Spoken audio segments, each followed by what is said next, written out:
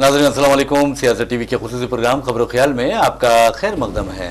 मैं मोहम्मद रियाज अहमद और मेरे साथी सैयद सज्जादुल हसनैन। अस्सलाम वालेकुम नाज़रीन। हमेशा की तरह आपके सामने अहम खबरें लिए हाजिर हुए हैं। नाज़रीन, जैसा कि आप जानते हैं कि हम जो खबरें आपके सामने पेश करते हैं वो कल के अखबारात की सुर्खियाँ बनती हैं। न सिर्फ सुर्खियाँ बनती हैं बल्कि उन खबरों को इलेक्ट्रॉनिक मीडिया गैर मामूली अंदाज में नश्र करता है। इसी तरह सोशल मीडिया पर ये खबरें वायरल होती हैं। बहरहाल नाज़रीन, जहाँ तक खबरों का सवाल है तो आप अच्छी तरह जानते हैं कि किस तरह फ़िरका परस्ती का रोना जो रोया जाता है हिंदुस्तान में, वो किस तरह लोगों को मुतासिर करता जा रहा है। मिसाल के तौर पर आप देखेंगे कि जहाँ तक अक़लियतों का सवाल है, अक़लियतों के साथ नाइंसाफ़ी ऐसा लगता है कि यहाँ के माहौल बन गया है, यहाँ का वतीरा बन गया है। और हद ये है कि अगर कोई एहतजाज करता है और एहतजाज के बाद अगर कहीं तशद्दुद फूट पड़ता है तो जो एहतजाज करने वाले होते हैं, पुरतशद्दुद एहतजाज करने वाले होते हैं, जहर उगलने वाले होते हैं, बकवास करने वाले होते हैं, फ़िरका वाराना हम आहंगी को नुकसान पहुँचाने वाले होते हैं, उनके खिलाफ तो कार्रवाई नहीं की जाती। और उसके खिलाफ जो आवाज़ उठाते हैं, यानी फ़िरका परस्त दरिंदों के खिलाफ जो आवाज़ उठाते हैं, उनके खिलाफ कार्रवाई की जाती है। न सिर्फ कार्रवाई की जाती है बल्कि उन्हें गिरफ्तार कर लिया जाता है, उनके साथ मारपीट की जाती है और हद तो यह है कि उनके मकानात पर बुलडोज़र चला दिए जाते हैं। तो ये सब कुछ जो हो रहा है ये आप देखेंगे कि बहुत ही ख़तरनाक है। और इस सिलसिले में जिस अंदाज में हिंदुस्तान बदनाम हो रहा है उसके लिए ये फ़िरका परस्त दरिंदे जिम्मेदार हैं। हम आपको लिए चलते हैं नागपुर। नागपुर RSS का हेडक्वार्टर है, लेकिन आपको बता दूं कि नागपुर वो वाहिद शहर है जहाँ पर 300 साल से कोई फसादात नहीं भड़के थे। लेकिन आपने देखा कि किस तरह छत्रपति शिवाजी के और औरंगज़ेब अलैहिर्रहमा के तनाज़े को लेकर जिस अंदाज में वहाँ बजरंग दल और विश्व हिंदू परिषद एहतजाज करती है और फिर ये कहा जाता है कि एक सब्ज़ जो पार्चा है यानी कपड़ा है और उस पर कुछ यानी आयात तहरीर हैं, आयात कुरानी तहरीर है, उसे जला दिया जाता है। तो फिर वहाँ के जो मुसलमान हैं वो उस पर एहतजाज करते हैं और फिर आप देखेंगे कि एहतजाज वो पुरतशद्दुद रुख इख्तियार कर जाता है और पुलिस 104 अफराद को गिरफ्तार कर लेती है। 104 अफराद में से तकरीबन 76 जो हैं वो मुसलमान हैं। यानी आप मुसलमानों के खिलाफ बकवास करेंगे, आप मुसलमानों के खिलाफ तशद्दुद पर उतर आएंगे, आप मुसलमानों के जो शायर इस्लाम है उसकी तौहीन करेंगे और उसके बाद आप क्या उम्मीद रखते हैं? क्या मुसलमान रिएक्शन का इजहार नहीं करेंगे, रद्दअमल का इजहार नहीं करेंगे, जमहूरी तौर पर एहतजाज नहीं करेंगे? अगर एहतजाज करते हैं तो फिर आप उन्हें गिरफ्तार क्यों करते हैं? तो बहरहाल नागपुर तशद्दुद के मामले में पुलिस ने गिरफ्तार कर लिया था माइनॉरिटी डेमोक्रेटिक पार्टी के नागपुर यूनिट के सरबरा फ़हीम खान को। अब आप देखेंगे कि फ़हीम खान एक जमहूरी तौर पर एहतजाज कर रहे थे, उन्हें गिरफ्तार कर लिया गया। फिलवक्त वो जेल में है और हैरत की बात यह है कि नागपुर म्यूनसिपलिटी जो है यानी बलदिया है उसने फ़हीम खान का घर पर बुलडोज़र चला दिया है, डिमोलिश कर दिया है। और आपको ये बता दूं कि फ़हीम खान के नाम पे घर वो नहीं था बल्कि उनकी अहलिया के नाम पर था। और बल्दिया ने कहा कि आपने ऐसा किया, आपने गलत बनाया, आपने कानून की धज्जियाँ उड़ाई, इस तरह की बातें की है। लेकिन एक बात आपको बताना ज़रूरी है कि सुप्रीम कोर्ट ने वाज़ेह तौर पर कहा है कि किसी के भी घर को आप मुनज़्ज़िम नहीं कर सकते। इवन अगर किसी उस घर का एक फ़र्द कोई जुर्म करता है और उस जुर्म की पादाश में आप वो घर मुनज़्ज़िम करते हैं तो ये भी एक जुर्म है।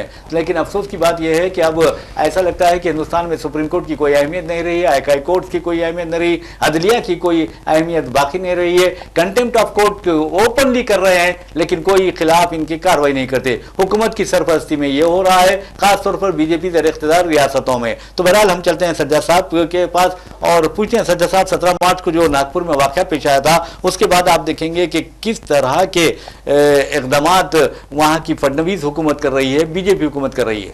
जी देखिए, बहुत ही अफसोसनाक जो है खबर है ये। पहले ही अंदेशा था कि किसी ना किसी मुसलमान का घर जो है जद में आएगा।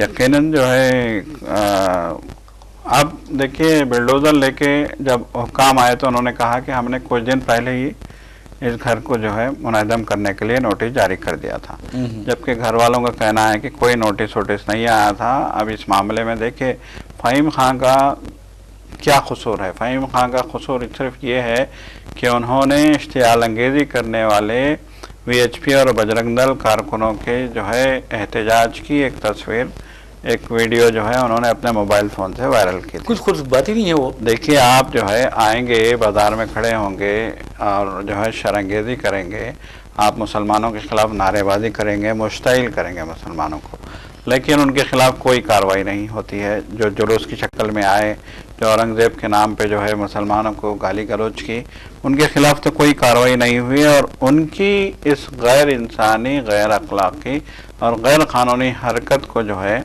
अपने मोबाइल फ़ोन से जो है रिकॉर्ड करके जिसने इसको आगे किया, उसके ख़िलाफ़ आपने जो है उसको मुल्ज़िम नंबर 1 बना दिया है। आपने A1 जो है का पोजीशन उसको दे दी है आपने, और सीधे उसको गिरफ्तार किया। उसके खिलाफ जो है मुल्क से गद्दारी का इल्ज़ाम के तहत मुल्क से बगावत के जो है मुकदमात दर्ज किए गए, और अचानक उसके घर पे जो है बुलडोज़र पहुंच जाता है और ये कहते हुए कि गैर क़ानूनी जो है मकान है गिरा दिया जाता है। बहुत ही जो है अफसोसनाक बात है, बहुत ही दर्दनाक वाक़या है। इस वाक़े की जितनी मज़म्मत की जाए कम है।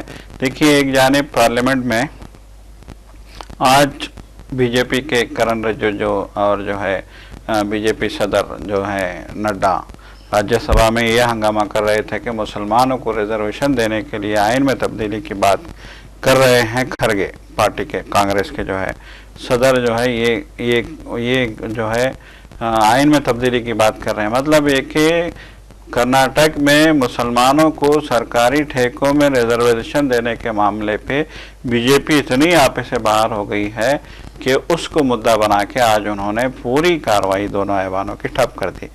एक जानिब यहाँ ऐवान में तक मुसलमानों के खिलाफ गमो गुस्सा जो है डंके की चोट पे मुसलमानों के खिलाफ जो है नागवारी या फिर उनके खिलाफ शरंगेज़ी या फिर उनके खिलाफ जो है एक हंगामा बर्पा किया जा रहा है। दूसरी जानिब वहाँ रियासत में, महाराष्ट्र में महज इस बुनियाद पे जो है एक मुसलमान का घर गिरा दिया जाता है कि उसने इश्तियाल अंगेज़ वीडियो वायरल की है। तो जो इश्तियाल कर रहे हैं उनको तो आपने जो है ना सज़ा दी, ना गिरफ्तार किया, ना उनके खिलाफ कोई FIR दर्ज की, ना उनको एंटी नेशनल पाया। एंटी नेशनल है तो सिर्फ मुसलमान ही हैं, ये बीजेपी या फिर उसकी जो है हवारी जमातें साबित करना चाहते हैं। और ये आज महाराष्ट्र में देखने में आया। यकीनन ये दर्दनाक वाक़या है, ये जो है एक गैर इंसानी फ़ेल है, ये एक बीजेपी की हुकूमत की जहन की अक्कासी करता हुआ वाक़या है, और इसकी जितनी भी मजम्मत की जाए कम है। बहरहाल नाज़रीन, आपको बता दूं कि जैसा आपने जिस तरह कहा कि एंटी नेशनल किसे कहा जाता है, यानी कौम दुश्मन अनासिर कौन है, तो आप अंदाज़ा कर सकते हैं कि हिंदुस्तान को जो नुकसान पहुंचाते हैं, चाहे वो मज़हब की बुनियाद पर लोगों को तकसीम करते हुए हो, या फिर आप देखेंगे कि ज़बान की बुनियाद पर हो या इलाक़े वारियत की बुनियाद पर हो, अगर हिंदुस्तान को नुकसान पहुँचाते हैं तो वो एंटी नेशनल होते हैं, वो मुल्क के गद्दार हैं और उनके खिलाफ बगावत का मुकदमा दर्ज किया जाना चाहिए। लेकिन आप देखेंगे कि मुल्क के खिलाफ मुखबिरी करते हैं, पाकिस्तान के लिए जासूसी करते हैं, और आप अंदाज़ा कीजिए कि उसमें कोई आपको मुसलमान नज़र नहीं आएगा। उसके बावजूद भी फ़िरका परस्त दरिंदगी का इतना मुजाहरा किया जा रहा है कि मुसलमानों को मुख्तलिफ बहानों से सताया जा रहा है, डराया जा रहा है, धमकाया जा रहा है, और फ़िरका परस्त अनासिर ये समझते हैं कि मुसलमानों को डराने धमकाने से उनके अपने अज़ाइम कामयाब हो जाएंगे। लेकिन याद रखें कि उनके कभी अज़ाइम नाकाम हो जाए, कभी कामयाब नहीं हो सकते। और अगर ये भी अंदाज़ा होना चाहिए कि मुसलमानों की आबादी हिंदुस्तान में कोई मामूली आबादी नहीं है। अगर वो समझते हैं कि 14 करोड़ 15 करोड़ ये बिल्कुल उनकी खाम ख्याली है, उनकी खुश फहमी है, जबकि मुसलमानों की आबादी हिंदुस्तान में आज़ादाना अगर ज़राए से देखा जाए तो 40 तकरीबन 30 से लेकर 35 करोड़ बनती है। और ऐसे में आप इतनी इस कदर बड़ी आबादी को डराएंगे, धमकाएंगे, और अदालतों को भी चाहिए कि जिस अंदाज में मुसलमानों के साथ सलूक रखा जा रहा है, रवा रखा जा रहा है, और ख़ास तौर पर सुप्रीम कोर्ट ने वाज़े तौर पर कहा है कि किसी के घर को मुनज़्ज़िम नहीं किया जा सकता पूरे कानूनी कार्रवाइयाँ पूरा करने से पहले। तो आप अंदाज़ा कीजिए कि किस तरह बीजेपी ज़ेर इख्तियार रियासतों में कंटेम्प्ट ऑफ कोर्ट यानी अदालत की तौहीन की जा रही है। उसके बावजूद भी सुप्रीम कोर्ट को पता नहीं क्या हो गया है कि वो इन दरिंदों के खिलाफ खुद नोटिस क्यों नहीं ले रही है, सोमोटो एक्शन क्यों नहीं ले रही है। तो बहरहाल 17 मार्च को ये वाक़या पेश आया था नागपुर में तशद्दुद का, और आप देखेंगे कि संजय बाग कॉलोनी एरिया में ये घर है उनका, फ़हीम खान का, और उन फ़हीम खान के उस घर को अब ज़मीन दोज़ कर दिया गया है। ये भी कहा जा रहा है कि पुलिस ओहदेदार जख्मी हुए थे, 33 पुलिस ओहदेदार उसमें जख्मी हुए थे। और फडणवीस कहा कि मैं बर्दाश्त नहीं कर सकता कि पुलिस पर कोई हमला करे। हाँ, जमहूरियत पर हमला करेंगे तो ये बर्दाश्त कर लेंगे, दस्तूर पे हमला करेंगे ये बर्दाश्त कर लेंगे, हिंदुस्तान की गंगा जमनी तहजीब पर ये अगर हमला करेंगे तो ये बर्दाश्त कर सकते हैं, लेकिन पुलिस पर कोई हमला करेगा तो हम बर्दाश्त नहीं करते। ये जानबूझकर मुसलमानों को निशाना बनाने की एक साजिश है। अब एक फ़हीम खान जो सिर्फ फिरकापरस्त दरिंदों की इश्तियाल अंगेजी की तस्वीर सोशल मीडिया पर अपलोड करते हैं तो उनके खिलाफ गद्दारी का मुकदमा दर्ज हो जाता है, बगावत का मुकदमा दर्ज हो जाता है, उनके घर को मुनज़्ज़िम कर दिया जाता है। और सजा साहब आप देखेंगे महाराष्ट्र ही है जहां पर एक लड़का इंडिया पाकिस्तान मैच के दौरान आप देखेंगे कि एक दरिंदा कहता है, एक गुंडा कहता है कि इसने नारा लगाया पाकिस्तान जिंदाबाद का, तो पुलिस उसके खिलाफ ना सिर्फ केस दर्ज करती है, उसको और उसके माँ बाप को गिरफ्तार करती है, बल्कि उसका घर और उसके चाचा की दुकान को मुनज़्ज़िम करती है। जबकि पुलिस को यह सोचना चाहिए कि हो सकता है कि वो दुश्मनी में, ज़ाती दुश्मनी या आपसी जो खुसूमत होती है उसकी वजह से भी बच्चे के खिलाफ ये झूठा बयान दे सकता है, झूठा इल्ज़ाम आयद कर सकता है। और हद तो यह है कि मध्य प्रदेश जहां पर बीजेपी की हुकूमत है वहां पर एक ऐसे शख्स के खिलाफ जंगबारी यानी करने का मुकदमा दर्ज करके उसके दुकान को मुनज़्ज़िम कर दिया गया, बुलडोजर चला दिया गया, जबकि उसके 2 हाथ नहीं है। तो क्या इनके, अब पता नहीं अब क्या कहूं मैं इनके लिए कि जिस इंसान के जिस्म में हाथ नहीं है, 2 भी हाथों से वो महरूम है, वो किस तरह संगबारी कर सकता है? तो ये खुला तासुब नहीं तो और क्या है? बिल्कुल खुला तासुब, खुली जानिबदारी और खुली जो है मुनज़्ज़म साजिशें बर्पा की जा रही हैं। देखिए, मैंने पार्लियामेंट का हवाला देने की वजह यही थी कि किस नोयत का जो है जहनियत यहाँ पे काम कर रही है। जी। राज्यसभा में बीजेपी का सदर जी हाँ, इस बात पे जो है आपे से बाहर हो रहा है, इस बात पे आग बगुला हो रहा है कि वहाँ पे कर्नाटक में मुसलमानों को 4% रिजर्वेशन दिया, जैसे इसका सब कुछ लूट गया है, जैसे इसका लूट गया है सब कुछ। तो ये मतलब मेरे इस वाक़े से इस तस्करे को जोड़ने का वजह यही है कि बीजेपी किस तरीके से इस मुल्क में जो है काम कर रही है और बीजेपी किस तरह की जो है जहनियत के साथ आगे बढ़ना चाहती है और किस तरह की जहनियत के साथ यहाँ पे इक़दामात किए जा रहे हैं। यकीनन ये जो हो रहा है ये जो है मुत्तक़ुल अनानी है, ये जमहूरियत नहीं है, ये डिक्टेटरशिप है। और यकीनन जैसा कि आपने कहा, कितनी जो दर्दनाक बात है कि एक ऐसे बच्चे पे जो है संगबारी का इल्ज़ाम लगाया गया जिसके 2 हाथ नहीं थे। जी और उसके घर को बुलडोज कर दिया गया। कितनी दर्दनाक नहीं, मुंह से फेंक रहा होगा वो। जी बिल्कुल देखिए, अब ये हंसने वाली बात भी नहीं है, अफसोस होता है, शर्म करने वाली, नेशनल शेम। जी बिल्कुल, यकीनन देखिए इस तरह के हालात बनाए जा रहे हैं। आखिर ये लोग चाहते क्या हैं? जी ये सबसे बड़ा सवाल यहाँ ये है कि आखिर ये लोग चाहते क्या हैं? क्या ये लोग इस मुल्क को एक बदतरीन शोरिश से 2-4 करना चाहते हैं?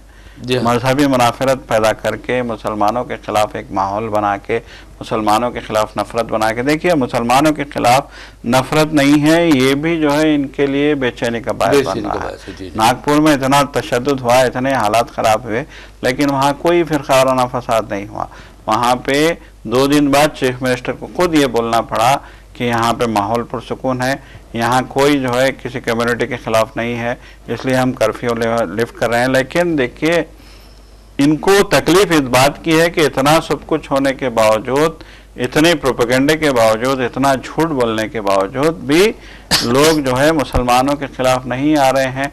ये चीज इनको खाए जा रही है। जी ऐसा मालूम होता है। बिल्कुल सही कहा। बहरहाल नाज़रीन, आपको बता दूं कि जहां तक वज़ीर-ए-आज़म नरेंद्र मोदी का सवाल है, उनका ये फ़र्ज़ बनता है कि इस तरह के हालात जो मुल्क को तबाही और बर्बादी की तरफ ले जा रहे हैं, और आप देखेंगे कि किस तरह आलमी सतह पर हमारा इमेज बदनाम हो रहा है, यानी इमेज ख़राब हुआ है। और ऐसे में वज़ीर-ए-आज़म नरेंद्र मोदी खामोश रहते हैं। वैसे भी नरेंद्र मोदी जी को खामोश रहने की आदत भी है। आपने देखा कि मणिपुर में आपने देखा कि किस तरह वहाँ पर ख़वातीन की बेहुरमती की गई, ख़वातीन की इस्मतें तार-तार की गई, उनको बुरहाना परेड कराई गई उनकी। और आपने देखा कि किस तरह ख़वातीन के सामने उनके शौहरों को, उनके बाप को कत्ल किया गया। उसके बावजूद भी हमारे वज़ीर-ए-आज़म नरेंद्र मोदी किस कदर संजीदा मिजाज रखते हैं, संजीदा तबीयत रखते हैं। उन्होंने एक लफ्ज़ भी नहीं कहा, अपना मुँह नहीं खोला, कुछ नहीं बोला, और इस कदर वो खामोश वज़ीर-ए-आज़म है। मैं समझता हूँ कि वज़ीर-ए-आज़म नरेंद्र मोदी जब वज़ीर-ए-आज़म नहीं थे बल्कि जबकि चीफ मिनिस्टर थे गुजरात के, तब वो बार बार साबिक वज़ीर आज़म डॉक्टर मनमोहन सिंह को निशाना बनाया करते थे तनकीद का कि मनमोहन सिंह बात नहीं करते, गूंगे वज़ीर आज़म है। लेकिन ऐसा लगता है कि मोदी जी इस तरह के मामलात में ख़ास तौर पर जब अक़लियतों के ख़िलाफ़ जुल्म होता है तो खामोशी इख्तियार करते हैं। न सिर्फ खामोशी बल्कि मैं समझता हूँ कि उसे मुजरिमाना खामोशी कहना चाहिए, क्योंकि एक वज़ीर आज़म का फ़र्ज़ बनता है कि तमाम जो हिंदुस्तानी है, तमाम शहरी है, उनके मफादात की देखभाल करे, उनके दरमियान आपस में मोहब्बत पैदा करे और फ़िरका परस्ती की बीक को नहीं करे। लेकिन आप देखेंगे कि हमारे वज़ीर आज़म बोलते नहीं, अगर बोलते हैं तो कहते हैं कि दरअंदाजों को ये लोग जो है कांग्रेस वाले आपकी दौलत दे देंगे, आपके सोना दे देंगे, आपकी जायदाद तकसीम कर देंगे, ज़्यादा बच्चे पैदा करने वालों को ये दे देंगे। अरे मेरे भाई, आप हैसियत वज़ीर आज़म कम अज़ कम मोहब्बत की तो बात करो, जोड़ने की बात करो। तोड़ने की बात करना किस कदर बुरी बात होती है। क्योंकि मैं इसलिए कह रहा हूँ कि बहैसियत एक सहाफ़ी, बहैसियत एक हिंदुस्तानी शहरी, मेरा हक बनता है कि अपने वज़ीर आज़म पर भी उंगली उठाऊं और कहूं कि तुम खामोश क्यों रहते हो ऐसे जुल्म पर, इसके जबर पर। और यहाँ पर देखिए कि किस तरह के हालात है, फिर भी आप खामोशी इख्तियार करते हैं। तो बहरहाल नाज़रीन, आपको बता दूं कि जहाँ तक हिंदुस्तान के अदलिया का सवाल है, अदलिया हालिया अरसे के दौरान काफ़ी उसकी इमेज ख़राब हुई है और ये कहा गया है ख़ासतौर पर जो फ़िरका परस्त ज़हनियत रखने वाले जजेस है। आपने देखा कि कर्नाटक में एक जज मंजर-ए-आम पर आया था जिसने एक मुस्लिम अक्सरियत इलाके को ऐसा कहा था कि ये तो पाकिस्तान की तरह है। फिर आपने देखा कि उत्तर प्रदेश में एक जज मंजर-ए-आम पर आया जो मुसलमानों के खिलाफ बकवास कर रहा था, कट मुल्ला की बात कर रहा था। और वैसे भी मैं समझता हूँ कि उत्तर प्रदेश के जो चीफ मिनिस्टर वो भी कट की बात करते हैं और ये जो इस तरह के जो फिरका परस्त है वो भी कट की बात करते हैं, यानी कट मुल्ला कहते हैं। कट मुल्ला अगर ये सही मतलब समझ जाए, उसके साइंटिफिक और मेडिसिनल बेनिफिट्स अगर समझ जाए ना, तो मैं समझता हूं कि ये भी कट मुल्ला बन जाएंगे। बिल्कुल, देखिए जो भी जो है हालात पैदा किए जा रहे हैं वो तशवीशनाक हैं और इस तरह के हालात मुल्क के फेवर में नहीं हो सकते। ये हालात, ये जो नफ़रत का माहौल बपा किया जा रहा है, जानबूझकर जो है नफ़रत पैदा की जा रही है और जो है छोटी सी बात पे जो है जिस तरह से घर गिराए जा रहे हैं, यकीनन ये नाकाबिल बर्दाश्त है। ये जो है इंतहाई जो है काबिल मज़म्मत है, इंतहाई तशवीशनाक है। मुल्क के इन हालात को हम तशवीशनाक ही कहेंगे। जी जी, अच्छा साहब, आप देखेंगे जब हम अदलिया की बात करते हैं तो अदलिया में देखिए आप, अदलिया ने यानी सुप्रीम कोर्ट ने वाज़ेह तौर पर कहा था कि जो कोई इश्तियाल अंगेज़ी करता है उसके खिलाफ फौरी कार्रवाई करें। और न सिर्फ मरकज़ी वज़ारत दाखिला बल्कि रियासती हुकूमतों के जो उमूर यानी महकमे दाखिला होते हैं उसके लिए बाज़ाब्ता अहकामात जारी किए गए थे कि कोई किसी ओहदे पर क्यों ना फायज हो, अगर वो इश्तियाल अंगेज़ी करता है तो उसके खिलाफ कार्रवाई करे। अब अंदाज़ा कीजिए कि बीजेपी के जो मरकज़ी हमारे वो उज़रा है, कई उज़रा है, इश्तियाल अंगेज़ी करते हैं, सरेआम करते हैं, उनके खिलाफ कोई कार्रवाई नहीं। बीजेपी लीडर्स और RSS हो, बजरंग दल हो, विश्व हिंदू परिषद हो, वो बरसरेआम यानी इश्तियाल अंगेज़ बातें करते हैं, इश्तियाल अंगेज़ तकारीर करते हैं, इश्तियाल अंगेज़ लेक्चर्स देते हैं, उनके खिलाफ कोई कार्रवाई नहीं होती। अब अगर कानून का कत्ल इस तरह होता रहे, कानून से खिलवाड़ इस तरह होता रहे, तो फिर क्या बाकी रह गया है हिंदुस्तान में? यकीनन ये एक बहुत बड़ा सवाल है और ये सवाल हमेशा जो है उठता रहेगा कि जिस कानून को कि जब धज्जियाँ बिखेरी जाती रहेंगी, सुप्रीम कोर्ट के अहकामात को नज़रअंदाज किया जाएगा और अपनी मनमानी की जाएगी, तो इससे साफ जाहिर होता है कि आप सिर्फ़ और सिर्फ मनमानी कर रहे हैं, आप सिर्फ़ और सिर्फ तानाशाही कर रहे हैं, आप सिर्फ़ और सिर्फ डिक्टेटरशिप कर रहे हैं और आप सिर्फ़ और सिर्फ जिससे आप नफ़रत करते हैं, बिला वजह की नफ़रत जिससे आप कर रहे हैं, जिस कम्युनिटी के ख़िलाफ़ आप माहौल ख़राब कर रहे हैं, उस कम्युनिटी के लोगों में खौफ हरास या फिर जो है बेचैनी या फिर जो है उनके दिलों में जो है एक नफ़रत पैदा करने की आप कोशिश कर रहे हैं। यही मैसेज यहाँ से जाता है। देखिए, जब सुप्रीम कोर्ट ने कह दिया कि मुल्ज़िम अगर कोई शख्स मुजरिम भी साबित होता है तो उसके घर पे बुलडोज़र चलाना गैर इंसानी और जो है बिल्कुल इंसानियत के ख़िलाफ़ हरकत है और उसकी कोई भी जो है दुनिया का कानून उसकी इजाज़त नहीं दे सकता। जब खुलेआम जो है सुप्रीम कोर्ट की तरफ से एक कह दिया गया कि किसी भी शख्स के मुजरिम साबित होने के बावजूद उसके घर को नहीं गिराया जा सकता, उसके जो है साथ इंसानियत सोच हरकत नहीं की जा सकती, तो उसके बावजूद आप जिस तरीके से घर गिरा रहे हैं, जिस तरीके की कार्रवाई यहाँ पे महाराष्ट्र के नागपुर में हुई है, वो काबिल फ़हम नहीं है बल्कि काबिल तशवीश है। बहरहाल एक खबर की जानिब लिए चलते हैं। उस खबर का ताल्लुक़ है college of engineering Osmania university से। आप अंदाज़ा कीजिए कि बायोमेडिकल इंजीनियरिंग में कई मुस्लिम तालिबात हैं जो गैर मामूली मुज़ाहरा भी कर रही हैं। अब जो खबर आई है बहुत अच्छी खबर है और आप देखेंगे college of engineering Osmania university का जो बायोमेडिकल इंजीनियरिंग सेक्शन है उसके 3 तालिबात ने गेट 2025 में ज़बरदस्त रैंक, ऑल इंडिया रैंक अच्छे हासिल किए हैं, टॉप किए हैं और उस्मानिया यूनिवर्सिटी के वाइस चांसलर ने उन्हें तहनीत भी पेश की है। प्रोफेसर कुमार मुलुग्राम ने इन तीनों तालिबात को तहनीत पेश की है। साथ ही बहराम प्रसन्ना देवीरा जो है उन्होंने, आपको बता दूं कि ये लड़की है, इसने 44 रैंक ऑल इंडिया रैंक हासिल किया है, जबकि सानिया महरीन ने ऑल इंडिया रैंक जो उन्होंने हासिल किया है वो गैर मामूली है, 13th रैंक है, ऑल इंडिया रैंक हासिल किया है। तो ये बहुत बड़ी बात है। और एक लड़की है Hiba Fatima Rashid, all India rank उनका 93 है। तो इन 3 लड़कियों को तहनीत पेश की वीसी ने अपने घर पर, अपने सरकारी रिहाइशगाह पर, और खुशी का इजहार किया कि लड़कियां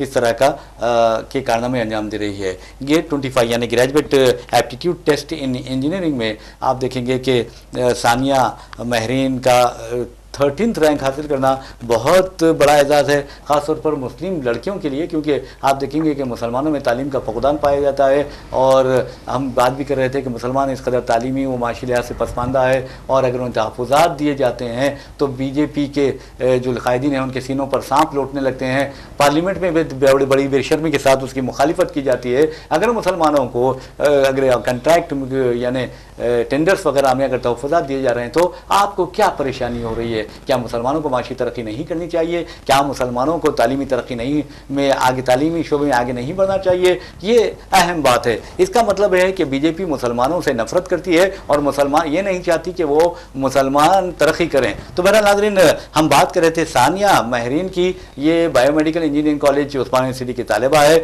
उन्होंने गेट 2025 में ऑल इंडिया रैंक 13th हासिल किया है। इसी तरह बहराम प्रसन्ना देवी का, इस लड़की ने ऑल इंडिया रैंक जो है 44 हासिल किया है और हिबा फातिमा रशीद ने 93 ये यानी रैंक हासिल किया है। और आपको बता दें कि professor P Chandrashekar principal Osmania university college of engineering और professor Maliti head of the department BME ने इन लड़कियों को मुबारकबाद दी है। सजा साहब, आप देखेंगे कि बुरखापोश लड़कियां हैं, ये हिजाब करने वाली लड़कियां हैं और ऑल इंडिया रैंक 13 और अगर आप 93 लाती हैं तो बहुत बड़ी बात है।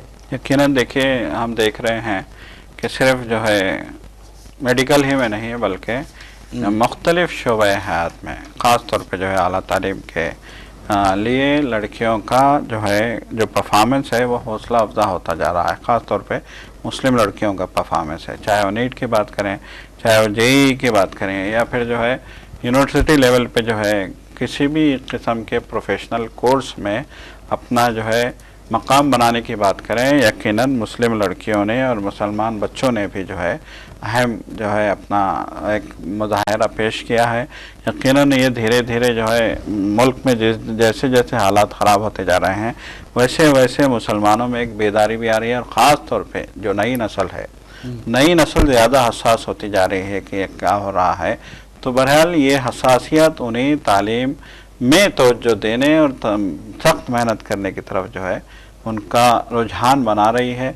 उसी का नतीजा है कि आज जो है हमारी बच्चियां ऐसे जो है अहम तरीन रैंक ला रही हैं। गेट जैसे जो है कॉम्पिटिटिव जो है मुकाबले में रैंक लाना है बहुत बड़ा एजाज़ है।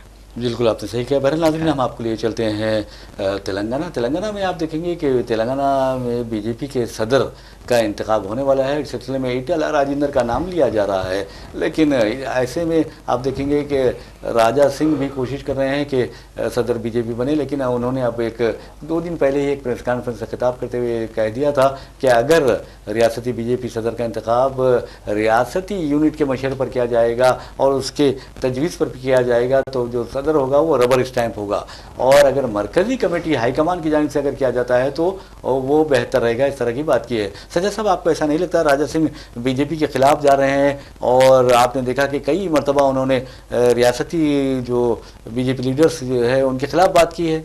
बिल्कुल, देखिए इससे पहले भी राजा सिंह के इस तरह के जो है मुतनाज़ा बयानात आते रहे हैं। अब भी जो है ये बयान आया है जिससे साफ तौर पे ज़ाहिर हो रहा है। देखिए, खुली बात तो ये समझ में आती है कि रियासत की क़यादत ने, ख़ास तौर पे बीजेपी क़यादत ने राजा सिंह को किनारे कर दिया है। जी जी जी। और यही फ्रस्ट्रेशन जो है उनके इन बयानों से ज़ाहिर होता है। बहरहाल नाज़रीन, और कुछ खबरें हैं हमारे पास, लेकिन हमारे पास वक्त नहीं है, फिर भी हम आपको कुछ ऐसी खबरें बताते हुए अपना प्रोग्राम इख्तिताम को पहुंचाते हैं। एक तो खबर आप देखेंगे कि यशवंत वर्मा, जस्टिस यशवंत वर्मा, जो दिल्ली हाई कोर्ट के जज हुआ करते थे, क्योंकि फिलवक्त अब उनको फ़राइज़ की अदायगी से रोक दिया गया है। ये अहम खबर है सज्जा साहब, क्योंकि उनके घर में जब आग लगी थी उसमें ये कहा जा रहा था कि बहुत ज़्यादा पैसा पाया गया, यानी रकम पाई गई, और बाद में एक चीफ जस्टिस संजीव खन्ना ने 3 रुकनी कमेटी भी तश्कील दी उनके खिलाफ कार्रवाई के लिए, और उनका तबादला उनके पेरेंटल जो कोर्ट है यानी इलाहाबाद हाई कोर्ट वहाँ किया गया। लेकिन अब सर्कुलर जारी कर दिया गया है कि आप अब अपने फ़राइज़ अंजाम नहीं दे सकते जब तक कि तहक़ीक़ात मुकम्मल नहीं होती। ये तो रही जस्टिस यशवंत वर्मा की बात, लेकिन आपको बता दूं कि कुणाल कामरा जो हैं स्टैंड अप कॉमेडियन हैं, उन्होंने किस तरह एक गद्दार को बेनकाब करने की कोशिश की थी हंसी मजाक में, हालांकि वो यानी तंज़ो-मिज़ाज से भरपूर बात करते हैं। तो बहरहाल उनके खिलाफ FIR दर्ज कर ली गई है। उसके बाद आप देखेंगे कि एकनाथ शिंदे के जो हामी थे उन्होंने स्टूडियो में तोड़फोड़ मचाई थी, पुलिस ने उनसे भी पूछताछ का फैसला किया है। और एक खबर है सज्जा साहब, कनाडा में खालिस्तान के बारे में रेफरेंडम हुआ है जिसमें 35,000 सिखों ने हिस्सा लिया है, इस तरह की इतलात आई हैं। और मोदी हुकूमत क्या कर रही है पता नहीं है। जबकि ट्रंप इंतजामिया का एक और फैसला हुआ है कि 5 लाख से जायद तारकिन वतन की कानूनी हैसियत ख़त्म कर दी जाएगी। जी बिल्कुल, देखिए एक बहुत ही तशवीश की बात है कि 5,40,000 के आसपास जो है जी जी तारीख़ वतन, जिसमें एक बड़ी तादाद इंडिया के तारकिन वतन की भी है जी। तो यकीनन ये आलमी सतह पे ये फैसले हो रहे हैं, और जो है मुल्क की सतह पे किस तरह के हालात बीजेपी बनाना चाहती है। तो बहरहाल बीजेपी के लिए ये जो है नाविश्ता दीवार है। बीजेपी को समझना होगा कि उसको किसके साथ चलना है, इस मुल्क के शहरियों के साथ चलना है या फिर उन लोगों के साथ जो मुसलमानों के दुश्मन हैं।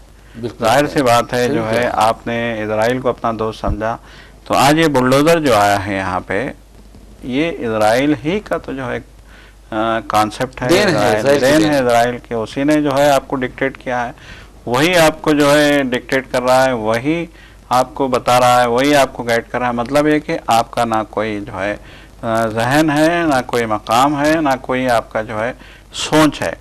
तो दूसरों की सोच पे चलोगे तो तबाही जो है मुकद्दर बन जाएगी। बिल्कुल आपने सही कहा है। और अब नाज़रीन, इसी के साथ हम अपना प्रोग्राम खबर ख्याल इख्तिताम को पहुंचाते हैं। अपने मेज़बान मोहम्मद रियाज अहमद और मेरे साथी सैयद सज्जादुल हसनैन को इजाज़त दीजिए। इंशाअल्लाह फिर मुलाकात होगी, फिर बात होगी। तब तक के लिए अल्लाह हाफ़िज़, खुदा हाफ़िज़।